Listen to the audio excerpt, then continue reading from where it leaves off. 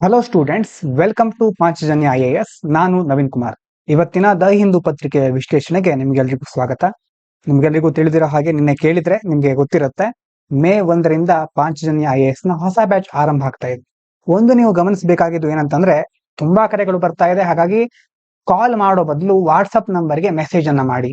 Screen ಮೇಲೆ ಕಾಣಿಸ್ತಾ ಇರುವ ನಂಬರ್ ಅಥವಾ ಡಿಸ್ಕ್ರಿಪ್ಷನ್ ಅಲ್ಲಿ ಕೊಟ್ಟಿರುವ ನಂಬರ್ಗೆ ವಾಟ್ಸ್ಆಪ್ ಮೆಸೇಜ್ ಮಾಡಿ. ಹೀಗಾದ್ರೆ ನಾವು ಅದಕ್ಕೆ ಪ್ರತಿಕ್ರಿಯೆ ನೀಡಲಿಕ್ಕೆ ಸುಲಭ ಆಗುತ್ತೆ.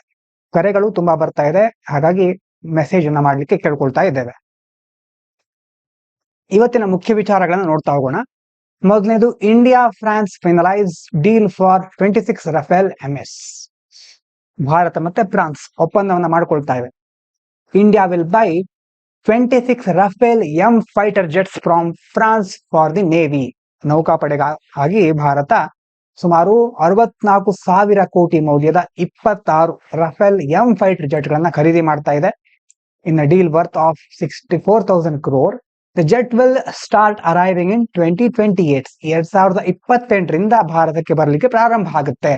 And all will be delivered by 2030. 2030ರ ಹೊತ್ತಿಗೆ ಎಲ್ಲವೂ ನಮ್ಮ ದೇಶಕ್ಕೆ ಬಂದು ತಲುಪುತ್ತವೆ.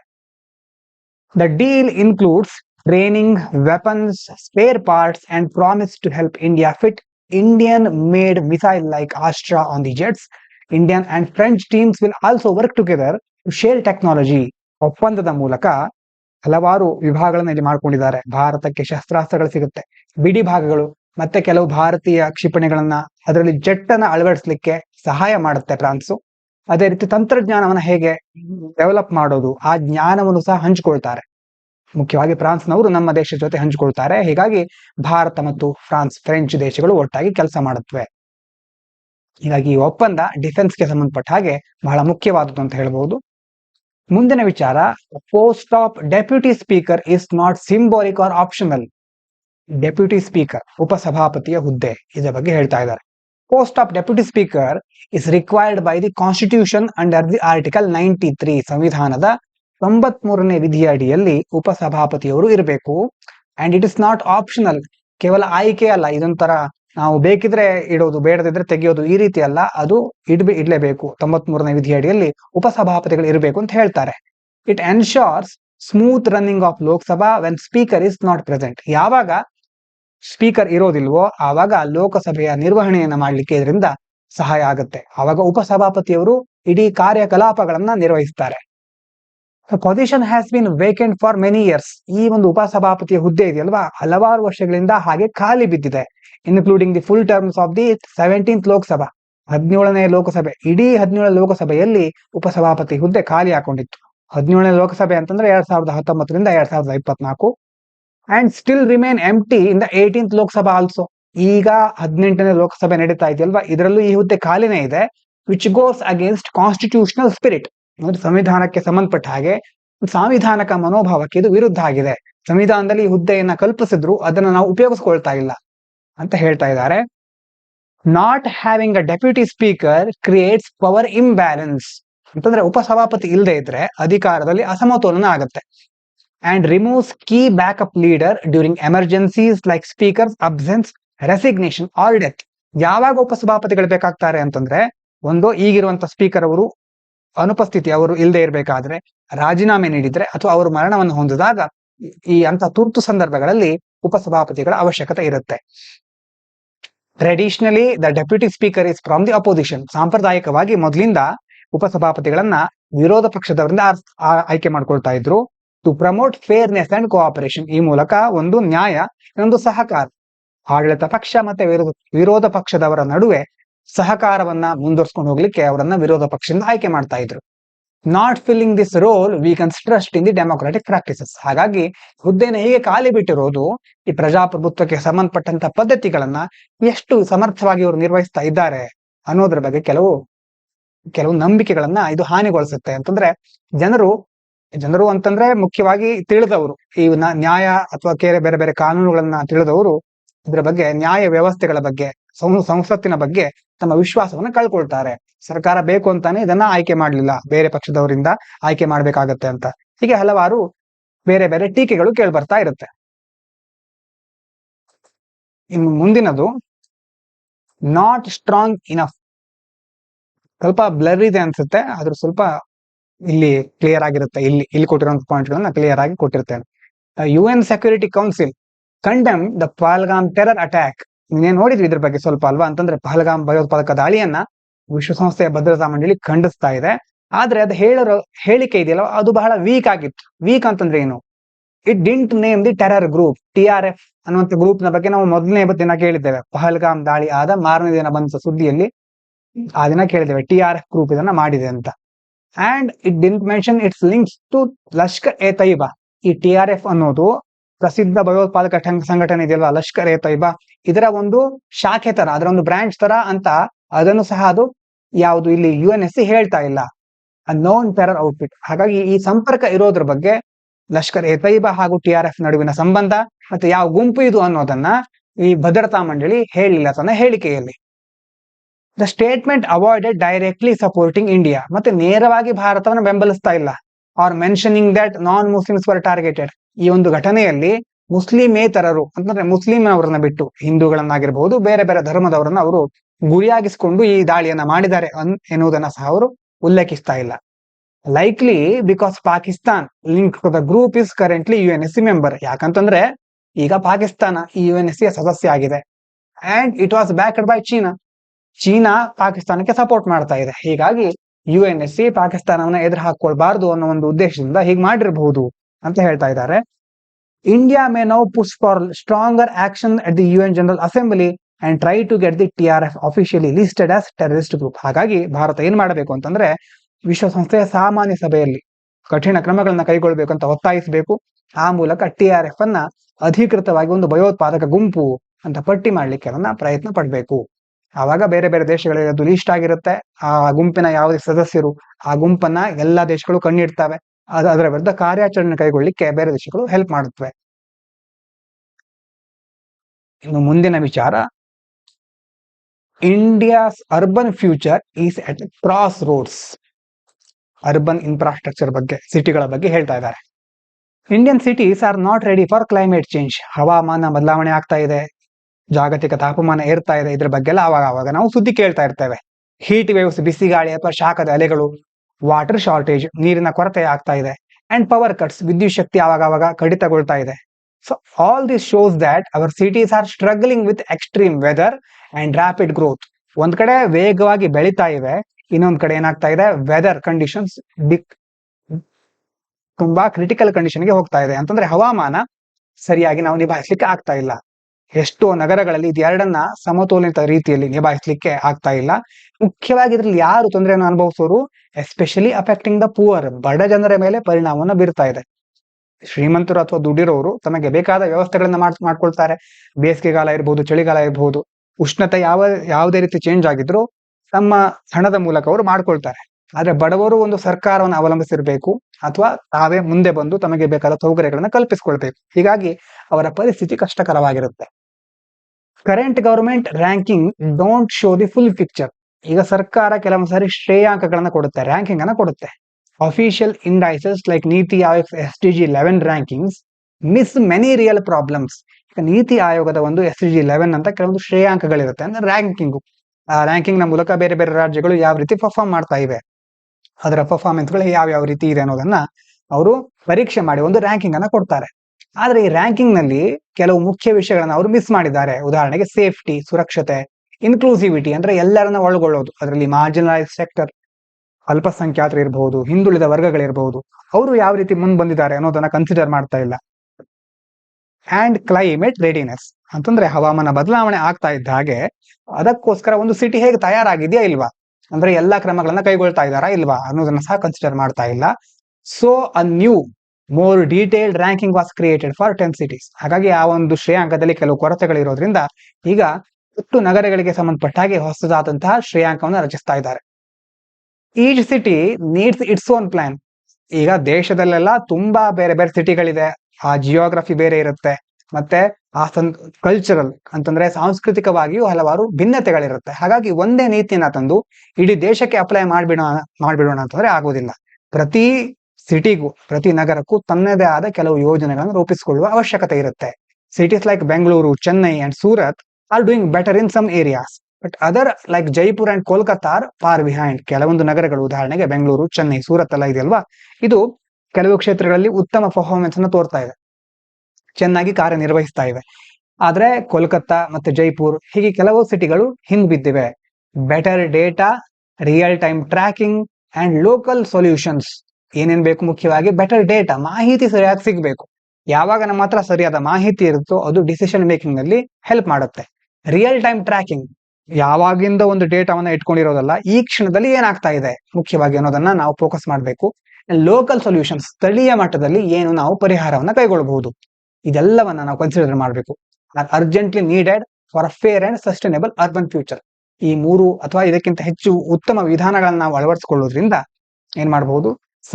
ಸರಿಯಾದ ಸಮಯಕ್ಕೆ ನಾವು ನ್ಯಾಯಯುತವಾದಂತಹ ಮತ್ತೆ ಸುಸ್ಥಿರವಾದಂತಹ ಭವಿಷ್ಯವನ್ನ ನಗರಗಳಲ್ಲಿ ರೂಪಿಸಬಹುದು ಅಂತ ಇದರಲ್ಲಿ ಹೇಳ್ತಾ ಇದ್ದಾರೆ.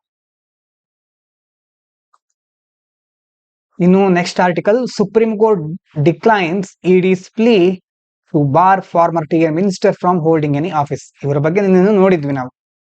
ತಮಿಳುನಾಡಿನಲ್ಲಿ ಒಬ್ರು ಏನ್ ಮಾಡಿದ್ದಾರೆ, ಸೆಂಥಿಲ್ ಬಾಲಾಜಿ ಅವ್ರ ಬಗ್ಗೆ ನೋಡಿದ್ವಲ್ವಾ.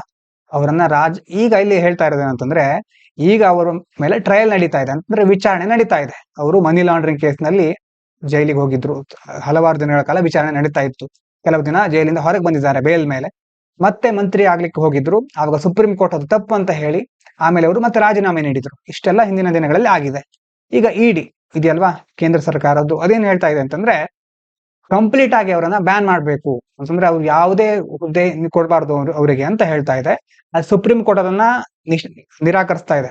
ಅಂತಂದ್ರೆ ಯಾಕಂತಂದ್ರೆ ಅವ್ರ ಮೇಲೆ ಇನ್ನೂ ವಿಚಾರಣೆ ನಡೀತಾ ಇದೆ. ಹಾಗಾಗಿ ಇನ್ನೂ ಸಹ ಅವ್ರು ನಿರಪರಾಧಿ ಅಂತಾನು ಪ್ರೂವ್ ಆಗಿಲ್ಲ, ಅಪರಾಧಿ ಅಂತಾನು ಪ್ರೂವ್ ಆಗಿಲ್ಲ. ಹಾಗಾಗಿ ಕಂಪ್ಲೀಟ್ ಆಗಿ ರಾಜಕೀಯದಿಂದ ನಿಷೇಧಿಸಲಿಕ್ಕೆ ಇನ್ನು ಆಗೋದಿಲ್ಲ.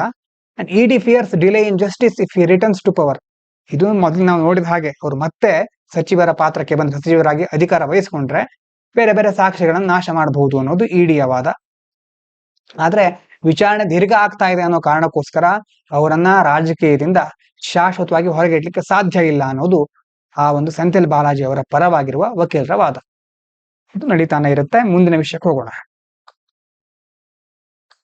Next, supreme court notice to government on plea to regulate sexually explicit content on OTT platforms. ಸ್ವಲ್ಪ ಬ್ಲರ್ ಇದು ನಿಮ್ಗೆ ಕಾಣ್ತಾ ಇಲ್ಲ ಅಂತಂದ್ರೆ ಸ್ವಲ್ಪ ಬ್ಲರ್ ಇರ್ಬೋದು, ದಯವಿಟ್ಟು ಕ್ಷಮಿಸಿ. ಯಾಕಂತಂದ್ರೆ ಇವತ್ತು ಇಮೇಜ್ ಅನ್ನ ಕ್ರಾಪ್ ಮಾಡ್ಬೇಕಾದ್ರೆ ಏನೋ ಪ್ರಾಬ್ಲಮ್ ಆಗಿದೆ ಅನ್ಸುತ್ತೆ. ಹಾಗಾಗಿ ಕಂಟೆಂಟ್ ಇಲ್ಲಿರೋದನ್ನ ಕರೆಕ್ಟ್ ಆಗಿ ನೋಡ್ಕೊಳ್ಳಿ. ಇಲ್ಲಿ ಹೇಳ್ತಾ ಇರೋದು ಏನಂತಂದ್ರೆ, supreme court agrees OTT content. OTT ಅಂತಂದ್ರೆ ಬೇರೆ ಬೇರೆ, ನೀವು ಪ್ರೈಮ್ ವಿಡಿಯೋ, ನೆಟ್ಫ್ಲಿಕ್ಸ್ ಎಲ್ಲ ತುಂಬಾ ಬೇರೆ ಬೇರೆ ಪ್ಲಾಟ್ಫಾರ್ಮ್ಗಳ ಬಗ್ಗೆ ನಿಮ್ಗೆ ಗೊತ್ತಿದೆ. ಹಾಗಾಗಿ content is a serious concerns. ಅದರಲ್ಲಿ ಯಾವ ರೀತಿ ವಿಷಯ ಬರುತ್ತೆ ಅನ್ನೋದು ಬಹಳ ಗಂಭೀರವಾದಂತಹ ಕಳವಳಕಾರಿಯಂತ ವಿಚಾರ. Supreme Court said issue of showing vulgar and indecent content on OTT platform is serious, especially since even young children ನಾವು ಯೂಸ್ ಮೊಬೈಲ್ ಫೋನ್ಸ್. ಈಗಿನ ಕಾಲದಲ್ಲಿ ಚಿಕ್ಕ ಚಿಕ್ಕ ಮಕ್ಕಳು ಸಹ ಮೊಬೈಲ್ ಅನ್ನ ಯೂಸ್ ಮಾಡ್ತಾ ಇರ್ತಾರೆ.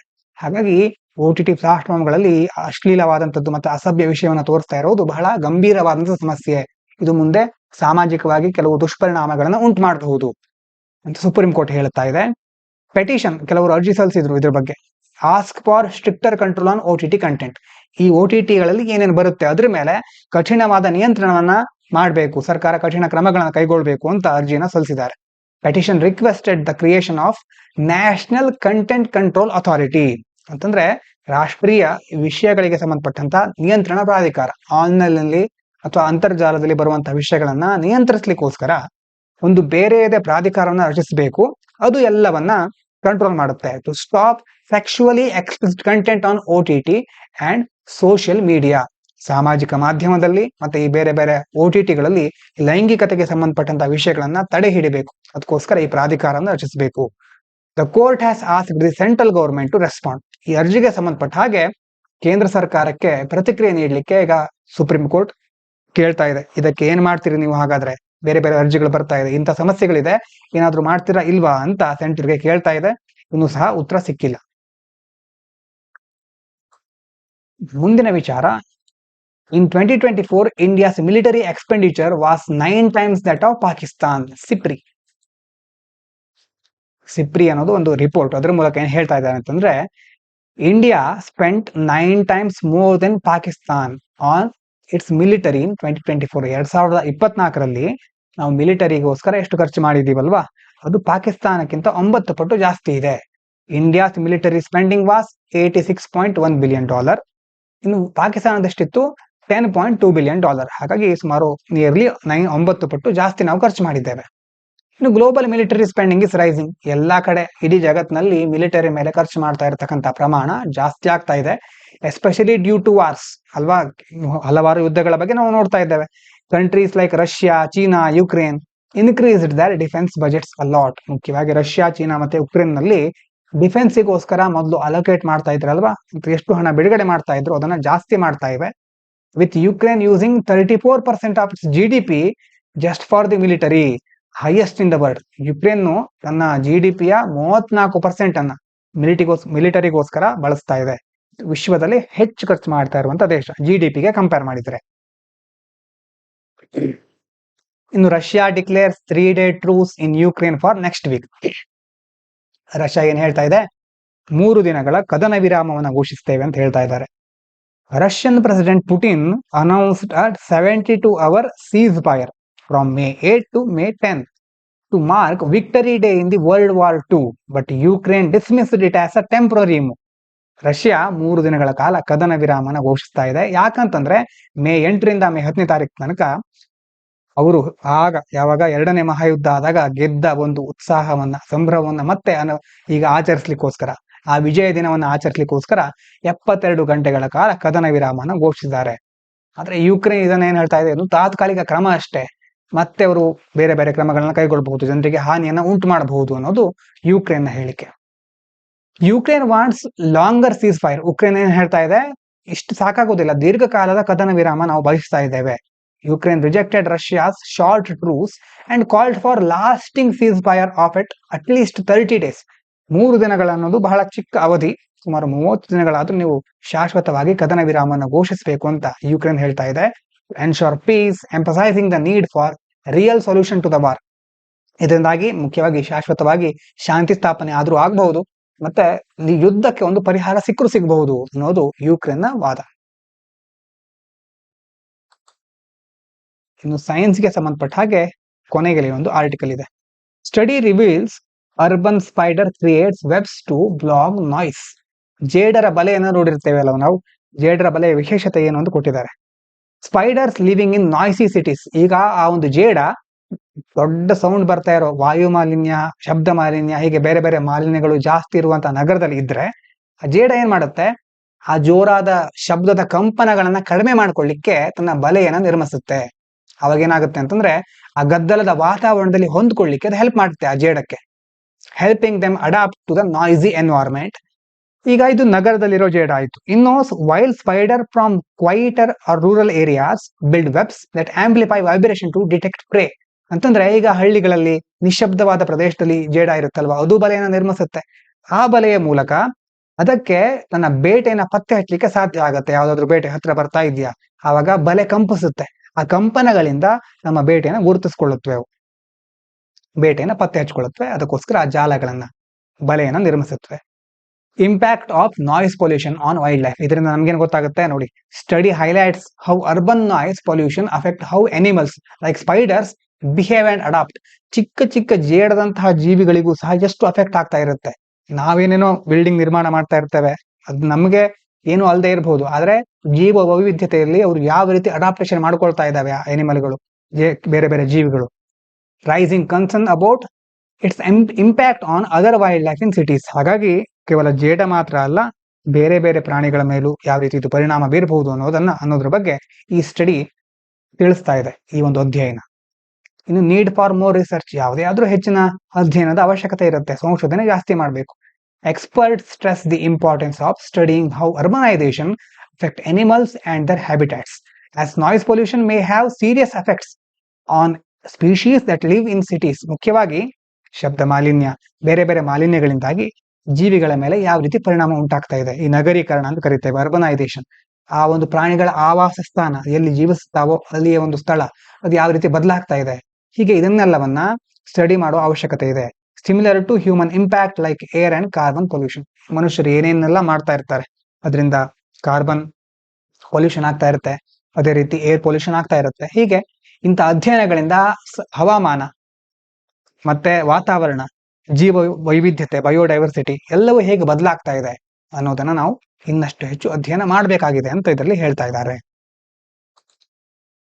ಇವಿಷ್ಟು ಮುಖ್ಯ ಆರ್ಟಿಕಲ್ಗಳು. ಇನ್ನು ವೊಕ್ಯಾಬ್ಯುಲರಿ ನೋಡೋಣ.